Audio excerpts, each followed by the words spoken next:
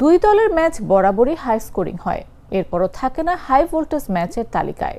১৯তম আসরের উদ্বোধনী ম্যাচেও সানরাইজার্স হায়দরাবাদ ২০১ রানের সংগ্রহ দাঁড় করায়। সেই লক্ষ্য আবার অনায়াসে টপকে গেছে বর্তমান চ্যাম্পিয়ন রয়্যাল চ্যালেঞ্জার্স বেঙ্গালুরু। শনিবার বেঙ্গালুরুর এম চিন্নাস্বামী স্টেডিয়ামে বিরাট কোহলি ও দেবদূত পাদিক্কালের ঝোড়ো অর্ধশতকে ৬ উইকেট হাতে রেখে জয় পেয়েছে বেঙ্গালুরু। চ্যাম্পিয়নদের ব্যাটিংয়ের শুরুটা ভালো হয়নি। দলের বোর্ডে ৯ রান যোগ হতেই বিদায় নেন ওপেনার ফিল সল্ট ৮ রান করে।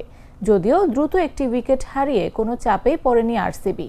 বিরাট কোহলি ও দেবদূত পাদিক্কলের ১০১ রানের জুটিতে ম্যাচের প্রথম লক্ষ্য জয়ের ভিত গড়া আদায় হয়ে যায়। ২৬ বলে ৭-৪ ও ৪ ছক্কায় ৬১ রান করে পাদ্দিকলকে থামান হর্ষ দুবে। হায়দরাবাদের হয়ে ২ উইকেট পেয়েছেন ডেভিড পাইন, একটি করে উনাদকাত ও হর্ষ দুবে। এর আগে আইপিএলের উদ্বোধনী ম্যাচের উদ্বোধনী ইনিংসেই হলো রান বন্যা।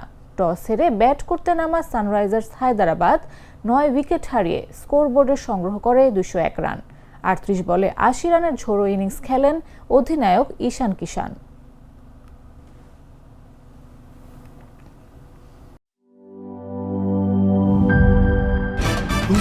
ভয় পাস না, এটা কসমিক ডোর। স্বপ্নের আরেক নাম কসমিক ডোর। এর ওয়াল থিকনেস ও রিপ থিকনেস বেশি থাকায় এটাকে ৫০ বছরেরও বেশি। কসমিক ডোর, নিশ্চিন্তে ৫০ বছর।